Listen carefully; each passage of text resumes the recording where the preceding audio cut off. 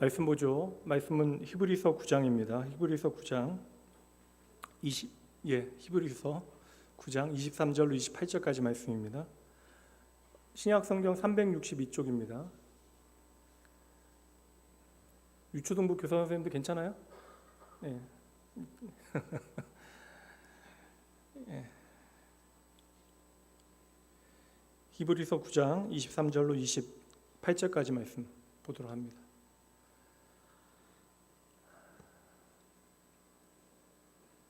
말씀 읽습니다. 그러므로 하늘에 있는 것들의 모형은 이런 것들로서 정결하게 할 필요가 있었으나 하늘에 있는 그것들은 이런 것들보다 더 좋은 제물로 할지니라. 그리스도께서는 참것의 그림자인 손으로 만든 성소에 들어가지 아니하시고 바로 그 하늘에 들어가사 이제 우리를 위하여 하나님 앞에 나타나시고 대제사장이 해마다 다른 것의 피로써 성소에 들어가신 것 같이 자주 자기를 드리려고 아니하실지니 그리하면 그가 세상을 창조하신 때로부터 자주 고난을 받았어야 할 것이로되 이제 자기를 단번에 제물로 드려 죄를 없이 하시려고 세상 끝에 나타나셨느니라. 한 번 죽는 것은 사람에게 정하신 것이요 그 후에는 심판이 있으리니 이와 같이 그리스도도 많은 사람의 죄를 담당하시려고 단번에 들이신 바 되셨고 구원에 이르게 하기 위하여 죄와 상관없이 자기를 바라는 자들에게 두 번째 나타나시리라. 아멘. 오늘로 히브리서 이제 9장 말씀 끝내게 되어집니다.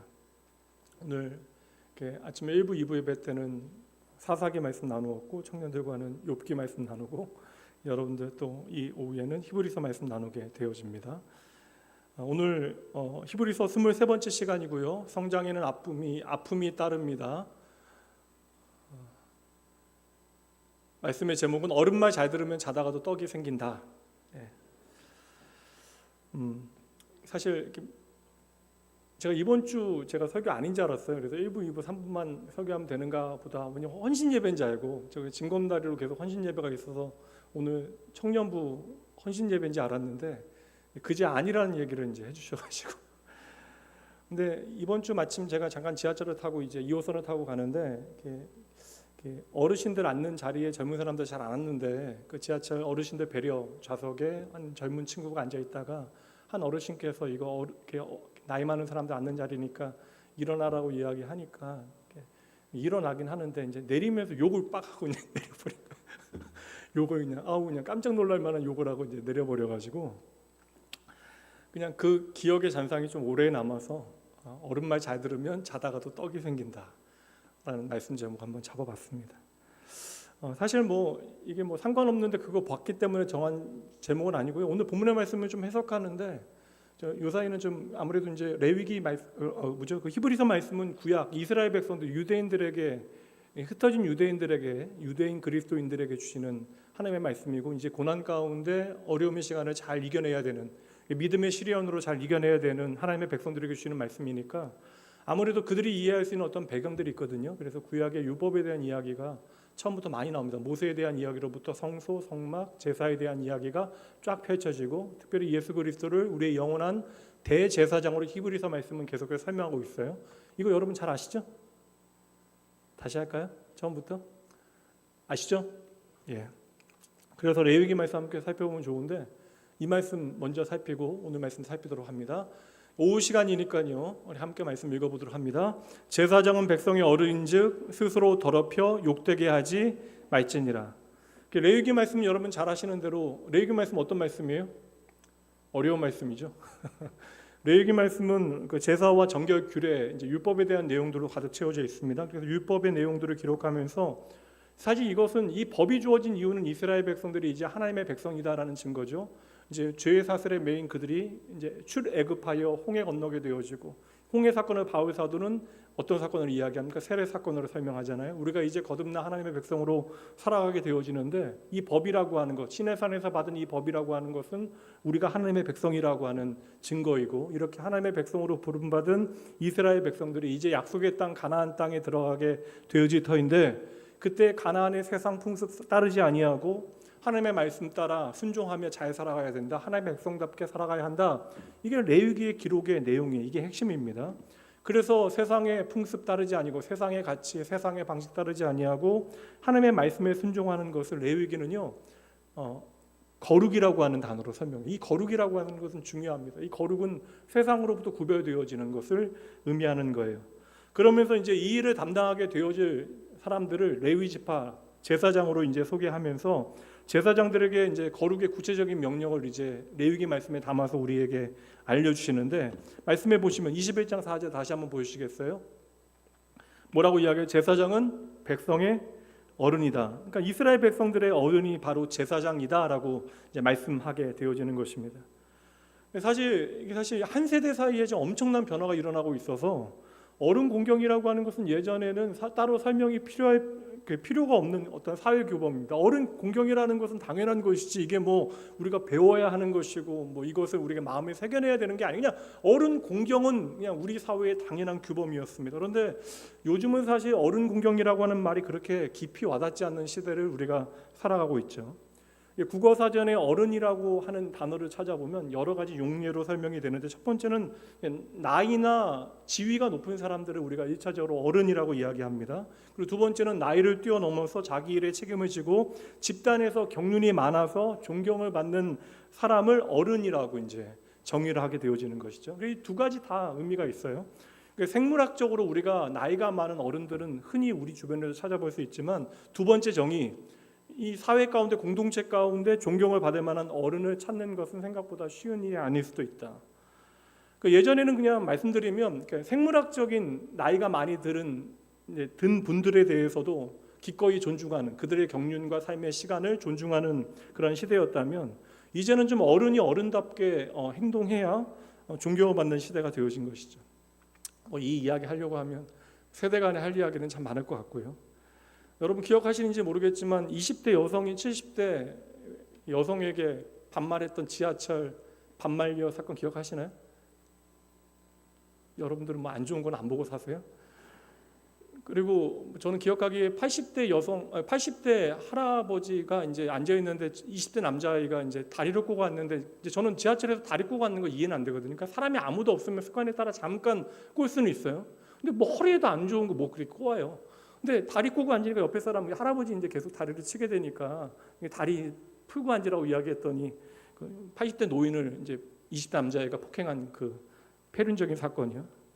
제가 기억하는 사건 중에 하나는 이제 서울 모대학, 이름을 밝힐 수는 없고 청소 용역으로 근무하는 이제 나이 많은 근로자에게 물이 튀겼다라는 이유로 욕설과 함께 쓰레기통을 이제 뒤집어 엎어버리고 나간 학생들의 사건 접하게 되어질 때마다, 물론 여러분 이러한 젊은 세대들의 극단적인 행동은 아주 극소수에 불과한 그러한 사건이지만, 모두가 그러한 사건들을 접하게 되어질 때 다 분노하게 되어집니다. 특히 이제 나이가 지긋하신 분들은 이제 그러한 것들 듣게 되어지면 뭐라고 이야기해요?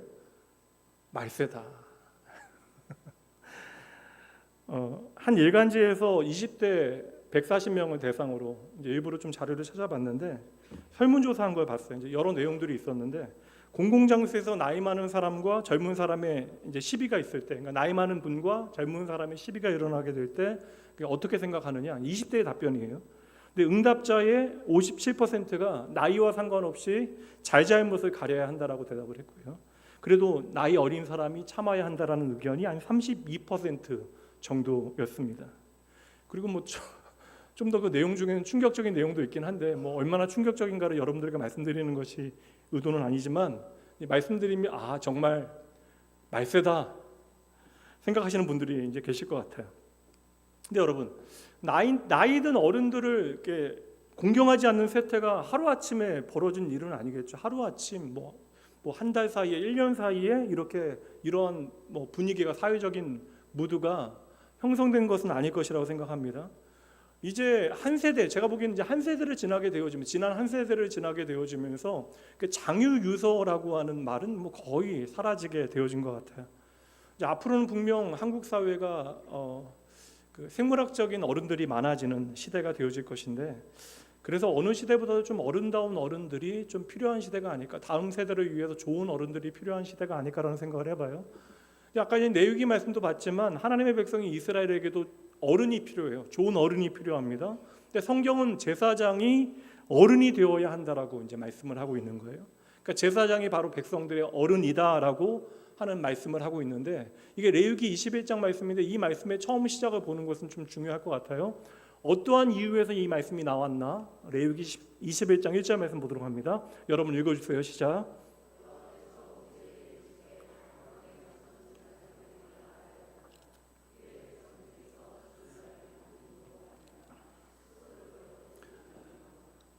이 말씀이니까 잘 보세요, 여러분. 재밌는 게 뭐냐면 레위기 21장의 앞부분은 뭐냐면 제사장들의 정결법에 대해서 나와요. 제사장들이 스스로 정결하게 하여야 하는 그 하나님의 율례에 대한 말씀이 이어지고 갑자기 제사장들이 어른이다라고 하나님께서는 선언하시는 것입니다.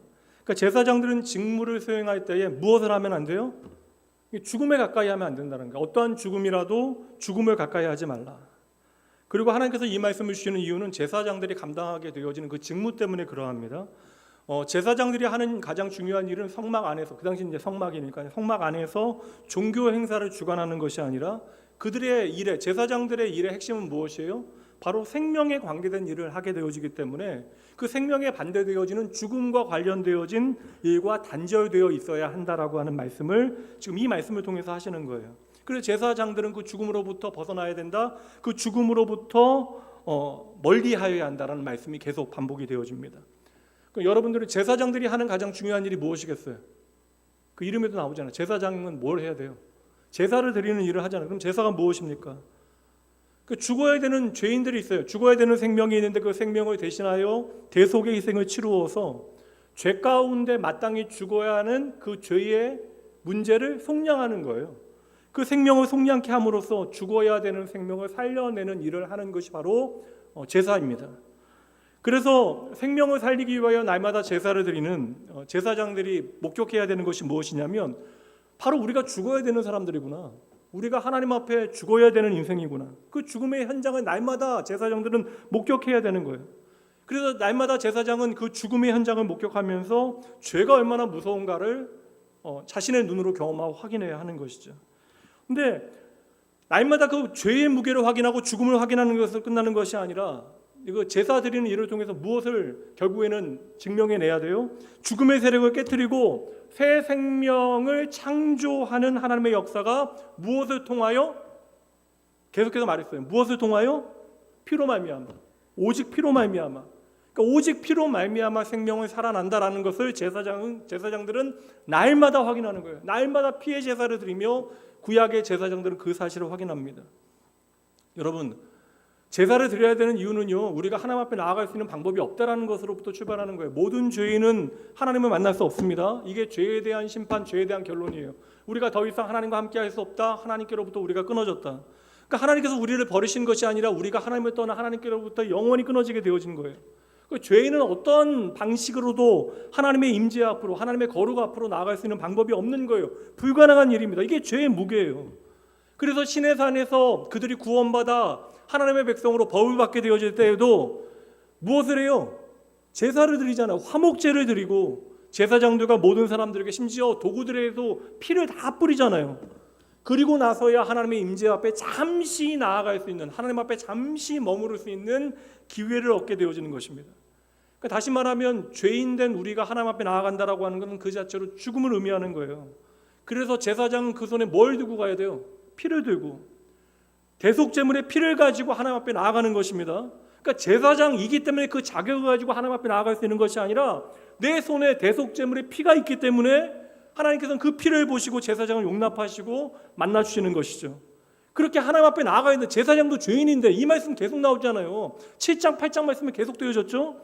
제사장도 죄인이기 때문에 죽어야 되는데 죽지 아니하고 하나님을 만나게 되어진 상태가 바로 생명이 되어지는 거예요.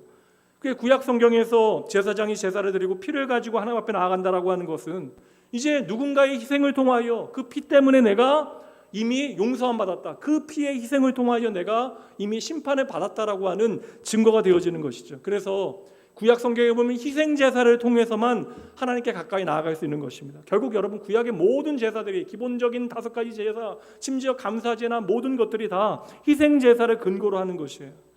그래서 여러분 여기서 정리를 해보면 구약의 제사장이 왜 어른이냐? 구약의 제사장들이 어른인 까닭은 그가 생명에 관계된 일을 하기 때문에 어른은 젊은 이들로 하여금 깨닫게 하는 일을 해야 되는데 어른다운 일을 해야 되는데 구약의 제사장들이 어른인 이유는 그가 생명에 관계된 일을 하기 때문에. 그 이스라엘은 제사장이 날마다 하는 일을 통하여 그 피로 말미암아 하나님 앞에 내가 죄에 대하여 죽고 새롭게 사는 법을 배우게 되어지는 것입니다. 그래서 그 제사를 통하여 나의 죄의 무게와 자신의 죽음을 확인하게 되어지는 것이고, 피를 가진 제사장만이 지성소로 들어가서 원래 하나님의 임재잖아요. 지성소의 상징은 하나님의 임재예요. 그래서 그 지성소 안으로 아무나 들어가지 못합니다. 휘장이 가리고 있잖아요. 근데 그 제사장들이, 대제사장이 지성소 안에 들어가서 죽지 않고 다시 나올 수 있는 이유는 피를 가지고 들어가기 때문에, 거기서 하나님께로부터 새로운 생명을 허락받는 것인데, 그 대제사장은 모든 백성들의 대표가 되어지는 것이죠. 그래서 제사장이 죄인임에도 불구하고 그 피를 의지하여 하나님 앞에 나아가 그 피를 우리의 죄를 덮고 있는 그 언약궤의 그 시온소를 향하여 붓게 되어질 때 우리의 모든 죄를 용서받게 되어지는 것이고, 그것은 모든 백성들의 죄를 하나님 앞에 용서받는 의미가 있는 것이죠. 그래서 구약의 제사장들은 생명에 관계되어 있는 생명에 대한 일을 하였기 때문에 생명과 반대가 되어지는 죽음을 멀리하라라고 주님께서 명하신 것입니다. 그러니까 이거 오해하시면 안 돼요. 기독교 종교를 어떠한 토템이나 어떤 토속 신앙적인 가치로 잘못 오해하시면 안 됩니다. 이거 죽음을 멀리해야 되는 게 사실 우리나라 토속 신앙에도 있잖아요. 그래서 부정탄다라고 이야기하고 그런 이야기합니다. 부정타는 게 아닙니다, 여러분. 오늘 삼손과 같은 나실인 이야기도 제가 예전에는 머리 잘랐기 때문에 힘이 없어졌다고 생각했는데, 여러분 그건 아무 상관없는 거예요. 물론 하나님의 말씀에 순종하지 않았기 때문에 힘이 사라졌다? 그럼 여러분, 삼손이 한두 번 하나님의 말씀에 순종하지 않았지 않습니까? 이 맞아요. 계속 순종하지 않잖아요. 여러분, 저는 머리카락을 자르는 그 순간, 이게 삼손의 이해 안에 하나님께서 그를 다시 한번 깨우치시는 회개의 기회를 주시는 하나님의 은혜의 순간이지, 정말 하나님께서 떠나신 것은 아니에요. 하나님의 임재는 하나님의 백성으로부터 사라지는 순간 없어요. 그러니까 우리가 하나님이 멀리 떠나 계시다라고 오해하는 것이지, 하나님은 당신의 백성을 단 한 순간도 버리지 아니하셨다. 이게 창세기로부터 요한계시록까지의 가장 중요한 메시지가 되어지는 것입니다. 그래서 제사장들은 생명을 다루는 일을 하기 때문에 생명의 의미를 밝히는 일을 감당하였기에 생명과 반대되어지는 죽음을 멀리하여야 하는 것이죠. 그 히브리서 저자는 바로 이 구약의 제사의 개념을 가져온 거예요. 이제 예수 그리스도께서 계속 앞에서 7장 8장 얘기했잖아요. 우리의 영원한 대제사장이 되시어 죄인된 우리를 대신하여 거룩한 산 제물로 죽으셨기 때문에 우리는 이미 우리의 죄에 대한 심판을 하나님께 받게 되어졌다.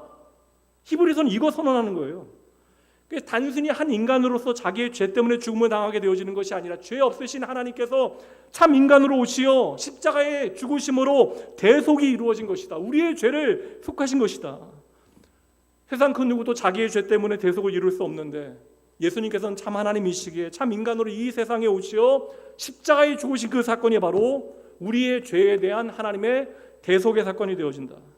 그래서 이제 예수 그리스도의 십자가의 희생의 결과로 우리에게 또 다른 보혜사로 누가 오셨어요? 진리의 영된 성령 하나님께서 내주하시는 거예요. 절대 성령 하나님 떠나지 아니하십니다. 그러니까 성령 하나님 임하시옵소서, 오시옵소서, 그러한 찬양은요, 성령께서 오셨다 가셨다 하는 것이 아니라 성령께서 우리 안에 내주하시는데, 우리가 예민한 귀를 가지고 우리의 마음 중심으로부터 성령 하나님께 집중하는 삶을 살겠습니다라는 결단의 다짐이 되는 것이죠. 우리가 좀 잘못하면 하나님 떠나가시고, 좀 잘하면 우리 가까이 오시고 할 수 있는 그렇게 일하시는 하나님이 절대 아니라는 거예요. 그러니까 우리로 하여금 하나님 앞에 더 가까이 나아갈 수 있도록, 하나님의 말씀에 더 귀 기울일 수 있도록 하나님께서는 우리에게 교훈하시는, 우리가 이해할 수 있는 방식으로 교훈하시는 말씀이 되어지는 거예요. 그래서 예수님의 십자가 희생의 그 피로 말미암아 이제 우리 안에 우리가 하나님의 집이 된 거예요. 우리가 하나님의 집이 되기 때문에, 하나님이 거하시는 성소가 되어졌기 때문에 우리 안에 누가 계세요? 또 다른 보혜사인 성령 하나님께서 진리의 말씀을 밝히시어 자기 백성들로 하여금 예수 그리스도의 십자가의 피가 바로 나를 살리는 하나님의 생명의 역사임을 깨닫게 하시는 일을 하신다. 그러니까 성령의 역사는 여러분 다른 은사들 갖게 하는데 여러분 그 중점적인 사역에 중심이 있는 게 아니에요. 성령의 가장 중요한 역사는 우리로 하여금 예수 그리스도께서 행하신 일이 무엇인가를 이해하게 하는 것, 우리로 하여금 예수 그리스도의 그 보혈을 의지하게 만드는 능력이 바로 성령의 역사가 되어지는 줄 믿으셔야 합니다. 그러므로 여러분, 자기 의를 가지고는 안 돼요. 성경이 계속해서 이야기하는 것, 소선지서에서 하나님을 떠난 이스라엘 백성들에게 계속해서 하나님께서 말씀하시는 것, 자기 의로는 안 된다는 거예요. 내 노력으로는 안 된다라는 거예요. 오직 하나님의 은혜로 예수 그리스도의 의로 말미암아 우리는 하나님의 생명의 들어갈 수 있게 되어지는 것이죠. 이 십자가의 대속을 우리에게 보여주기 위해서 그래서 구약의 제사장들은 무엇을 가지고요? 피를 가지고 지성소로 들어가는 일을 했던 것입니다. 그래서 제사장이 백성들의 어른이다라고 하는 것은 다른 직위보다 제사장이 높다라는 개념이 아니고, 그래서 여러분 임직이나 교회 안에 여러 가지 중요한 일들을 지금 앞두고 있는데 좀 이제 지나서 우리가 이제 임직자들 공시하고 나면 다음 주에 이제 다 편지가 돌아오게 되면 수락 편지에 대한 이제 돌아오게 되어지면 임직자들을 이제 공시하는 일부터 이제 시작하게 되어질 터인데 좀 우리가 좀 일을 돕고 좀 기도해야겠다라는 생각이 좀 들어요. 계신 분들 다 기도를 하셔야 된다. 근데 이게 아무래도 이제 우리가 세상을 살아다 보니까 세상의 가치가 우리에게 경험적으로 익숙하게 되어지고 그 가치에 따라 우리가 교회 안의 일들을 바라보게 되어지죠. 그러다 보니까 어떤 직위가 어떤 직위보다 어떠한 또한 임직의 자리가 어떠한 자리보다 조금 더 높거나 중요한 것으로 우리가 착각하게 되어집니다. 제사장이 백성의 어른이다. 그러면 이 얘기를 그냥 표면적으로만 이해하면 그럼 제사장이 되는 것이 좋겠구나라고 생각할 수밖에 없죠. 다른 직위보다 여러분 제사장이 높다는 개념이 절대 아니에요. 이건 빵점짜리. 그렇게 이해하면 빵점짜리입니다. 그러니까 대속의 사역을 제사장이 하는 일 때문에 대속의 사역을 통하여 생명을 보여주기 때문에 제사장의 사역을 통하여 생명을 배우게 되어지기 때문에 제사장들이 백성의 어른이 되어지는 것입니다. 그래서 나이가 많이 먹었다라고 해서 어른이 되어지는 것이 아니라 피에 의한 생명을 보여줄 수 있어야 바로 어른이 되어지는 것입니다. 그렇다면 우리의 죄에 대한 신망과 하나님의 대속을 낱낱이 드러내는 제사장이 백성의 어른이라고 하는 이 말씀이 오늘 우리에게 제사장이 없잖아요. 근데 오늘 우리에게 밝혀주는 메시지가 무엇일까? 주의 몸된 교회는 무엇을 통하여 세워집니까?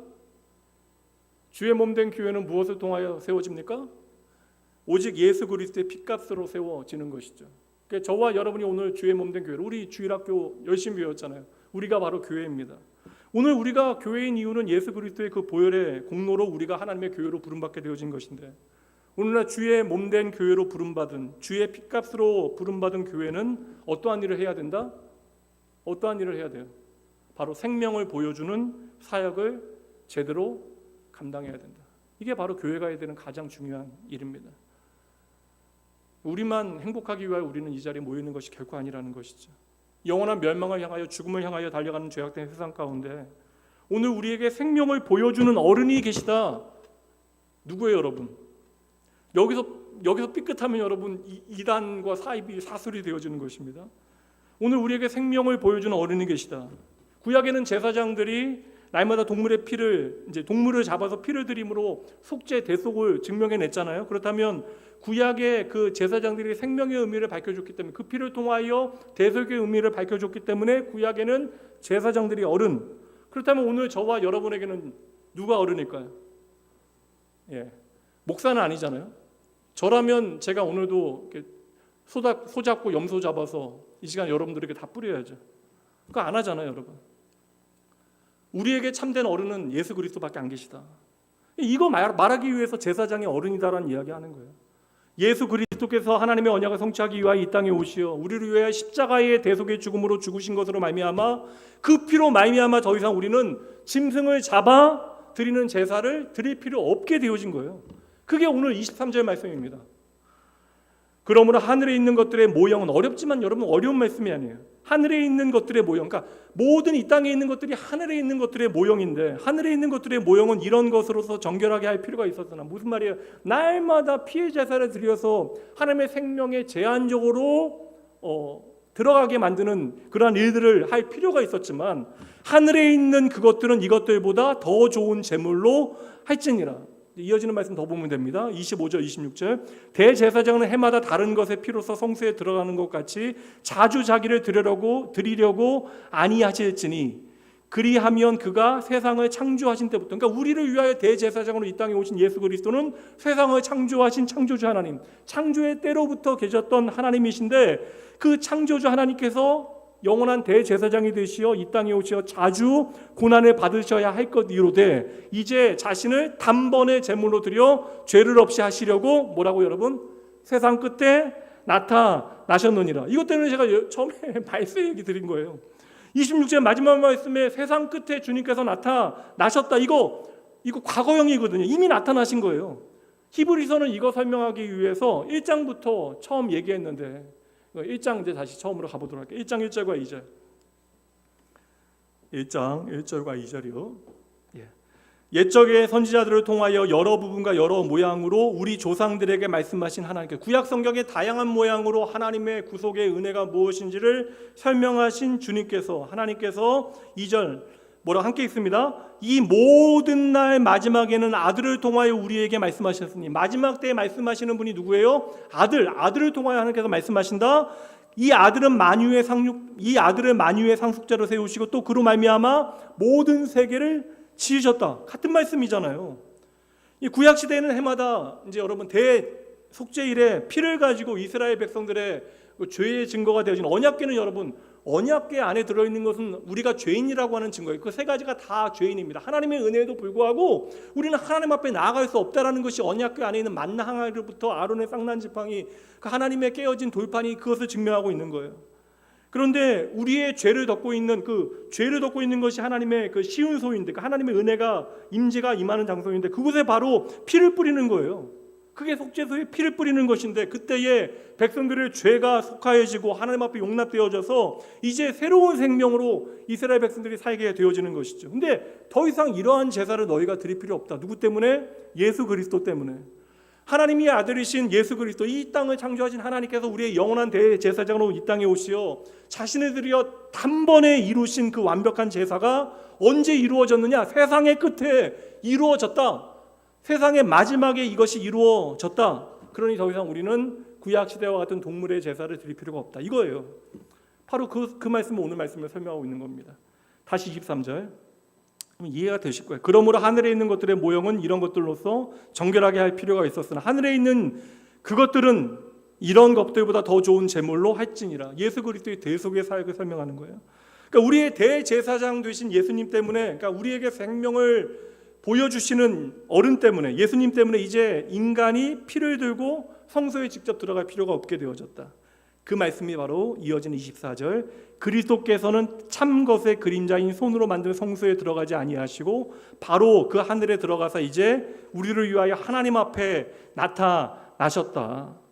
예수 그리스도께서 자신을 십자가의 제물로 드린 그 제사는 세상의 끝에, 세상의 마지막에 하나님 앞에 드려진 완전한 제사였기 때문에 예수님께서 십자가에서 외치신 그 마지막 음성이 뭐예요? 다 이루었다. 그게 다 이루었다라는 말씀을 십자가에서 선언하실 수 있는 거예요. 예수님의 제사가 완전한 제사이기 때문에. 그래서 예수님의 제사는 이 한 번으로 족한 것입니다. 반복할 필요가 없는 거예요. 예수님의 제사는 자신의 생명을 통하여 완전하게 드려졌기 때문에 예수님께서 십자가에서 흘리신 피는 계속해서 백성들에게 속죄의 효력으로 효력을 발휘하게 되어진다. 그건 오늘 우리까지, 예수님께서 다시 오시게 되어질 그때까지. 그래서 여러분 계속 말씀드리지만 구원이라고 하는 것은 우리 어떤 행위에 대한 어떤 보상의 문제가 아니라 예수 그리스도의 보혈의 공로 때문에 우리가 생명을 얻게 되어진 사건이 바로 구원의 사건이다. 이 사건을 믿는 사람들이 바로 하나님의 백성이고 하나님의 성도, 그리스도인이 되어지는 것이죠. 그래서 여러분 거듭 말씀드립니다. 이 구약의 제사 이야기 왜 이렇게 펼쳐놨겠어요? 우리가 우리의 행위를 가지고 주님 앞에 나아가는 것이 아님을 기억해야 한다는 거예요. 자기 의를 가지고 하나님 앞에 나를 주장하는 일이 우리의 삶에 없어야 한다. 여러분 우리는 오해합니다. 우리가 주님을 향하여 좀 뭔가 그럴듯한 헌신을 하게 되어지면 내 자신에 대해서 좀 뭔가 뿌듯한 것들이 생겨요. 뭐 나쁘다라는 것이 아닙니다. 그러나 우리가 기도를 몇 시간 했다라고 해서 헌금을 많이 드린 것으로 마음을 다하여 집중하여 예배를 드리고 은혜 받은 것으로 때로는 봉사하는 것으로 우리가 하나님 앞에 나아가게 되어지는 것이 아니라고요. 그러한 노력을 통해서 우리는 하나님 앞에 더 가까이 나아가는 것이 아닙니다. 오히려 반대예요. 우리는 무엇 때문에 하나님 앞에 가까이 나아갈 수 있어요? 오직 예수 그리스도의 보혈의 공로 때문에 그 피로 말미암아 우리는 하나님께로 나아갈 수 있는 자격을 얻게 되어진 것이에요. 그래서 우리는 그 피로 말미암아 무엇을 해요? 예배할 수 있게 되어졌고, 그 피로 말미암아 기도할 수 있게 되어졌고, 그 피로 말미암아 세상을 살아가는 나의 돈이 하나님 앞에 봉헌하여 하나님의 일에 사용될 수 있게 되어졌고, 그리하여 우리의 모든 수고가 그 피로 말미암아 하나님을 향한 헌신이 되어졌고 하나님의 생명의 역사를 이루는 그러한 하나님의 일하심의 방법이 되어질 수 있었다. 이 모든 일을 이루는 것이 바로 그 피로 말미암아. 그러니 우리가 착각하지 말아야 하는 것이죠. 구약시대의 제사장인 내가 제사장이니까 하나님 앞에 나아갈 수 있는 자격이 있다. 하나님께서 나를 어른이라고 이야기했으니까 어른 노릇해야겠다. 이거 여러분 착각이에요. 구약시대 그럼 어떻게 돼요? 다 죽어요. 목사가 뭐 이 자리에서 뭐 그렇다는 말을 하니까 내가 뭐 백성들에게, 아니 성도들에게 특별한 말을 하고 특별한 자리에 있는 사람이다. 이거 여러분, 그럼 이거 구약 시대는 죽어야 되는 거예요. 장로라고 권사라고 안수집사라고 마찬가지입니다, 여러분. 우리가 우리의 자리 때문에 하나님 앞에 인정받게 되어지는 거 절대 아니라고요. 구약 시대의 제사장은 내가 제사장이기 때문에 하나님 앞에 나아갈 수 있는 자격 없는 것이 아닙니다. 구약 시대의 제사장 그 손에 무엇이 들려 있기 때문에, 피가 들려 있기 때문에 그 피를 가지고 하나님이 지성소 앞으로 나아갈 수 있는 자격을 얻게 되어지는 것이죠. 여러분 마찬가지예요. 오늘 저와 여러분 오직 예수 그리스도의 보혈로 말미암아 하나님 앞에 나아갈 수 있는 존재가 되어진 것을 믿으시기 바랍니다. 하나님 앞에 나아가게 되어진 것은 우리의 어떠한 행위와도 상관이 없어요. 오직 예수 그리스도의 보혈 때문에 우리는 오늘도 하나님 앞에 예배할 수 있는 것. 그러니까 우리에게서 나오는 것들 있잖아요. 여러분들 앞에 아름다운 거. 우리 유초등부 교사들 그렇게 어저께 힘드셨는데, 이틀 3일 힘드셨는데 오후 예배까지 드리시는 거, 뭐 귀하긴 한데 여러분, 우리의 봉사나 기도나 헌금이나 전도나 예배나 이 모든 것들은 예수 그리스도로 말미암아 우리에게 주어진 내가 생명 안에 거하고 있다라고 하는 그 사실을 확인하는 확인 작업이 되어지는 거예요. 참 어렵죠. 사실 어려운 일입니다. 내가 생명 안에 거하고 있기 때문에 내게서 자연스럽게 나타나는 구체적인 현상이 바로 우리의 섬김, 봉사, 기도, 전도, 예배가 되어져야 된다. 우리의 모든 어찌 보면 종교 활동들이 생명이 되어질 수 있는 이유는 바로 그 피로 말미암아 내가 이제는 주님을 사랑하게 되어졌기에 나오는 은혜의 결과물이다. 이것을 가지고 우리가 하나님 앞에 보상을 요구할 수 없다. 그래서 여러분 잘 보셔야 돼요. 이것 때문에 여러분 세상의 끝이 무엇인가를 잘 아셔야 돼요. 요한계시록 두렵지 않습니다. 제가 요한계시록 말씀 여러분들과 함께 이전에 나누었는데 2013년도에 나눴던 것 같아요. 2013년도 맞아요. 다시 한번 좀 요한계시록 나눌 기회가 있으면 좋겠는데, 저는 요한계시록 말씀 묵상하면서 은혜 참 많이 받았습니다. 예전에는 칼빈도 요한계시록 제대로 이제 이렇게 쉽게 하면 강론하지 않았는데 뭐 교만한 거지, 그 요한계시록은 내가 함부로 살필 수 있는 말씀이 아니라고 생각을 했었는데, 꼬맹이 제가 미국에 있을 때 초등학교 4학년 꼬맹이가 요한계시록 어렵지 않다고 저한테 하나님이 다 이긴다라는 얘기를 하고, 그 얘기에 제가 충격을 받았어요. 맞아요. 그 요한계시록은 결국 하나님의 약속이 성취되어진다라고 하는 그 멋진 결론을 우리에게 들려주는 것인데, 중간에 나오는 쓸데없는 것들에 마음 빼앗겨서 내가 이해할 수 없는 상징들에 너무 마음 빼앗겼던 것은 아닐까. 그러니까 많은 믿음의 사람들이 그래서 요한계시록의 말씀을 그냥 이단들의 놀이터가 되어지도록 던져놓은 것이 아닐까라는 생각이 들어요. 세상의 끝에 대해서 사람들은 무서워합니다. 근데 오늘 말씀은 세상의 끝을 이야기하잖아요. 예수 그리스도께서 완벽한 제사를 드렸기 때문에 세상에 무엇이 왔다고요? 세상의 끝이 되어졌다. 세상의 끝에 예수님께서 완벽한 제사를 드리셨다. 그럼 여러분 성경적인 종말의 개념은 여러분 아마겟돈, 멸망의 스토리가 아닙니다. 성경이 말씀하고 있는 생명의 그 세상의 끝은 무엇이에요? 하나님의 언약이 예수 그리스도를 통하 예수의 피를 통하여 이루어졌다. 하나님의 약속이 성취되어졌다. 이게 바로 세상의 끝이에요. 그러니까 세상의 끝이라고 하는 것은 윤리와 도덕이 무너졌다라고 해서 우리에게 찾아오는 것이 아니다. 우리가 종말을 느낀다라고 해서 그때가 종말이 아니다. 젊은 것들이 예의를 모른다라고 해서 그것이 말세가 아닙니다, 여러분. 예수 그리스도께서 이 땅에 오심으로 우리를 위하여 죽으시고 부활하셨기 때문에 여러분 비로소 세상의 끝은 이르게 되어진 거예요. 멸망받아야 할 우리가 예수로 말미암아 그 피로 말미암아 영원한 생명을 얻게 되어진 것이 바로 세상의 끝입니다. 하나님의 뜻이 이제 이 땅 가운데 온전히 이루어졌다라는 거예요. 하나님의 약속이 성취되어진다. 갈라디아서 4장 4절 5절 말씀, 바울 사도가 세상의 끝을 이렇게 이야기합니다. 때가 참에 하나님이 그 아들을 보내서 여자에게서 나게 하시고 율법 아래에 나게 하신 것은 율법 아래에 있는 자들을 속량하시고 우리로 아들의 명분을 얻게 하려 하심이라. 때가 참에 그 마지막 때에 우리로 하여금 아들의 명분을 얻게 하기 위하여 예수님께서 이 땅에 오셔 우리를 위하여 죽으셨다. 피 흘리셨다. 베드로 사도도 똑같은 이야기예요. 베드로전서 1장 20절 21절. 그는 오늘 말씀에 나온 말씀 그대로 풀어집니다. 그는 창세전부터 미리 알린 바 되신 이나, 그러니까 창세전부터 하나님의 영원하신 계획 가운데 있었다라는 거예요. 그 다음에 중요한 단어 나오지, 뭐라고요? 이 말세에 너희를 위하여 나타나신 바 되었으니, 말세는 우리를 두렵게 하는 것이 아니라 우리를 위하여 알려주시는 하나님의 뜻이다. 21절 함께 읽어봅니다. 너희는 그를 죽은 자 가운데서 살리시고 영광을 주신 하나님을 그리스도로 말미암아 믿는 자니 너희 믿음과 소망이 하나님께 있게 하셨느니라. 아멘. 말세의 때는 그래서 하나님을 향한 믿음과 소망이 더욱더 깊어져야 하는 거예요. 예수로 말미암아. 예수님께서 이 땅에 오신 것이 바로 세상의 끝입니다. 그 세상의 끝을 세상에 사는 사람들은 몰라요. 그러나 그 세상의 끝이 무엇인지 아는 사람들이 있습니다. 누구예요? 누구예요, 여러분? 예수님은 당연히 아시고 나요, 나. 예수 그리스도의 오심을 믿고 오늘을 살아가고 있는 사람들.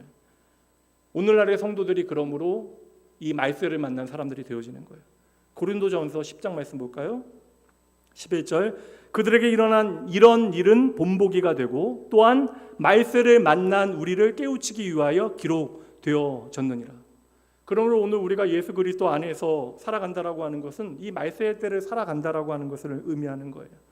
그래서 오늘 본문의 말씀 우리 여러분들 뭐 그냥 생각 안 하고 말씀이 좀 길어서 그냥 좀 깨닫지 못하고 넘어가셨을 터인데 오늘 말씀에 의도적으로 무엇인가 하나를 강조하기 위해서 말씀이 3번이나 강조가 되어지고 그냥 같은 단어가 표현되어집니다. 3번씩이나 같은 표현을 사용한다고. 이게 거의 마무리예요, 여러분. 이제 집중력 잃지 마시고 24절 마지막에 하나님 앞에 뭐라고요?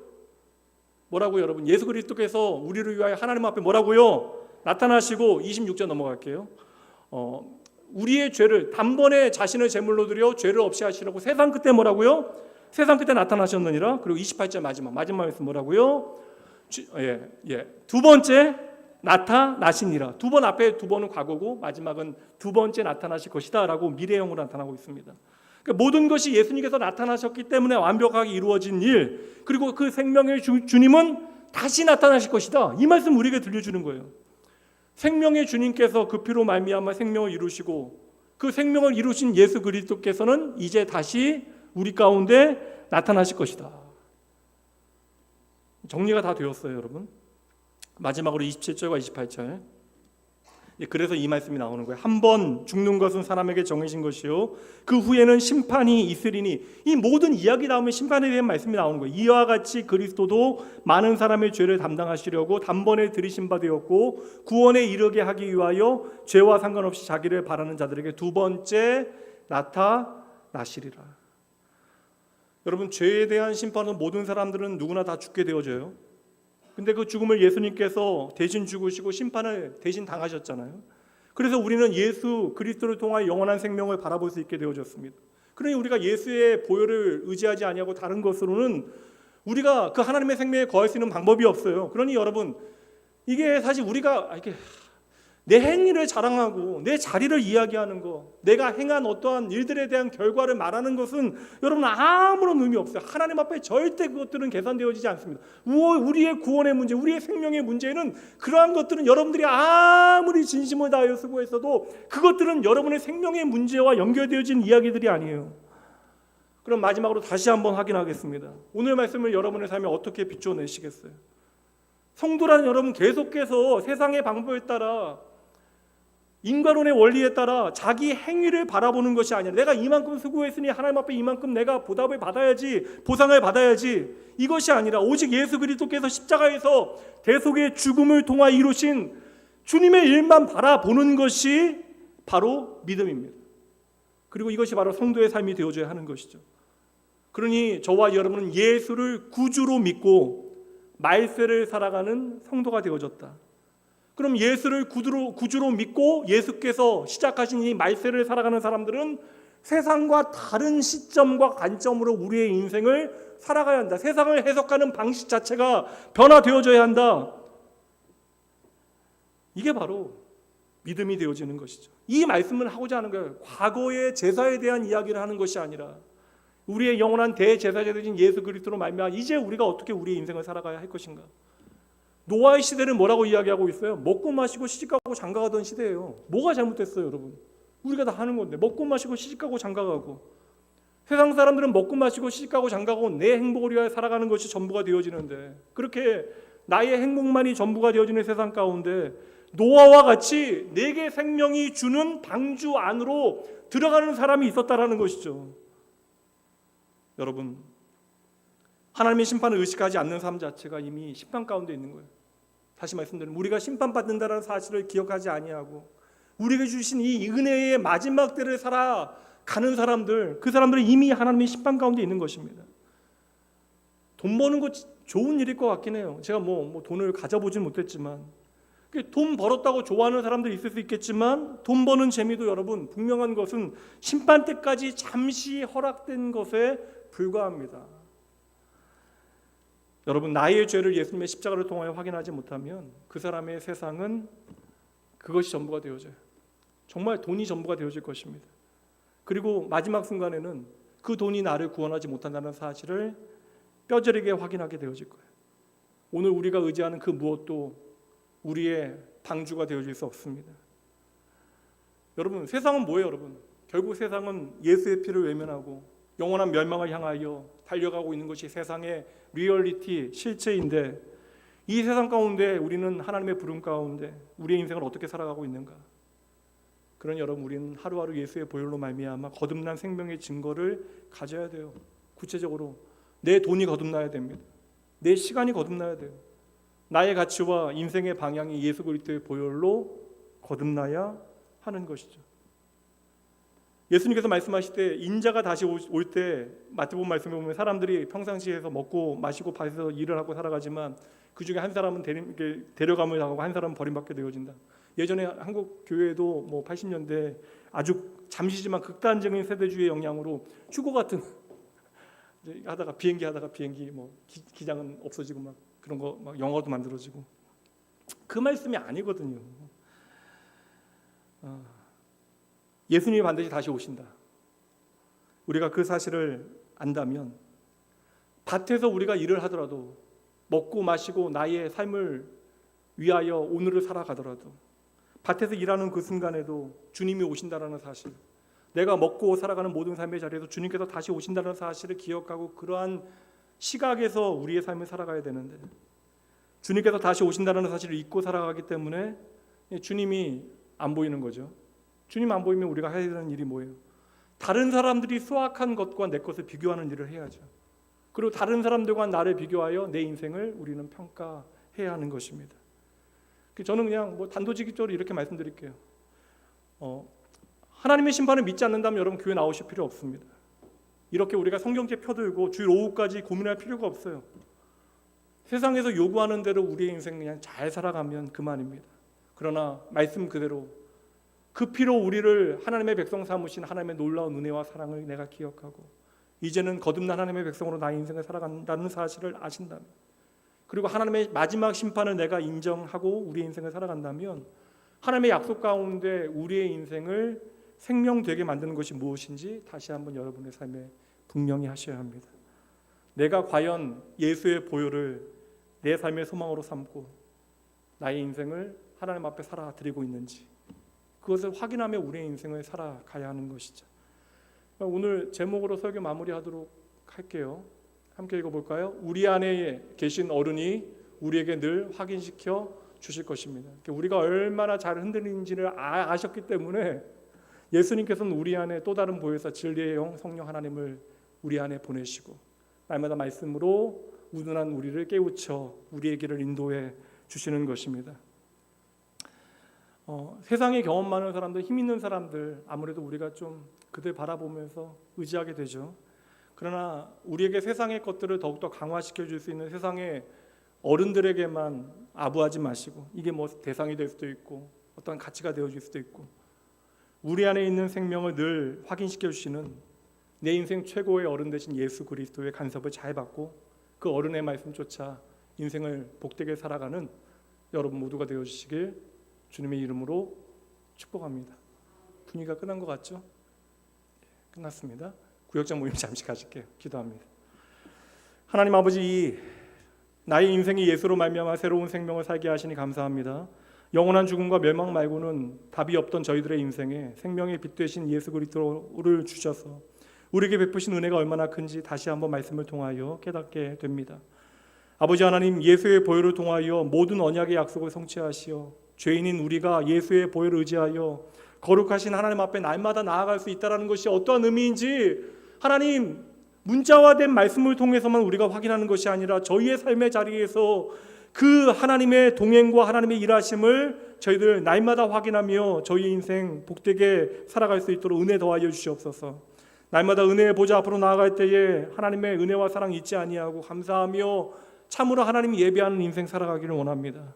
아버지, 세상 사람들이 결코 안전하지 않은 것을 스스로 안전이라 믿으며 살아가는데 저희들이 이 시간 고백하오니 나의 삶에 예수님만이 내 삶의 최고의 안전이라 믿고 고백하며 나의 삶으로 하나님 앞에 살아가는 귀한 주의 자녀들 되어질 수 있도록, 낙원의 모든 지체들 되어질 수 있도록 이들의 삶을 주장하여 주시옵소서. 예수의 보혈이 나의 존재와 정체성을 새롭게 정리하게 하시어 은혜의 복음으로 마음까지 변화를 받아 진정 하나님 앞에 날마다 귀하고 선하게 아름답게 살아가는 하나님의 백성, 그들의 인생 되어질 수 있도록 오늘도 우리의 삶을 인도하여 주시는 새 언약의 주인 되신, 내가 믿고 따를 참 어른이 되어주시는 예수 그리스도 그 이름으로 축복하며 간절히 기도합니다. 이제는 우리 주 예수 그리스도의 은혜와 하나님의 사랑하심, 성령 하나님의 함께하심이 이 세상 그 어떤 것보다도 주님이 내게 가장 좋은 선물이요 예수의 피가 내 삶에 허락하신 놀라운 은혜 기억하고 주로 시작되어진 마지막 때에 예수로 말미암는 생명을 풍성히 내 삶에 살아내기로 주의 말씀 앞에 이 시간 단단히 다짐하고 결단하는 택하신 모든 주의 자녀들을 위해 이들이 다시 은혜로 살아가게 되어질 일주일, 주의 몸된 교회 이제 새롭게 세워질 일꾼들을 위해 지금부터 영원까지 함께 있을지어다. 아멘. 구역장 기도회는 한 3분 정도 후에 잠시 갖도록 할게요.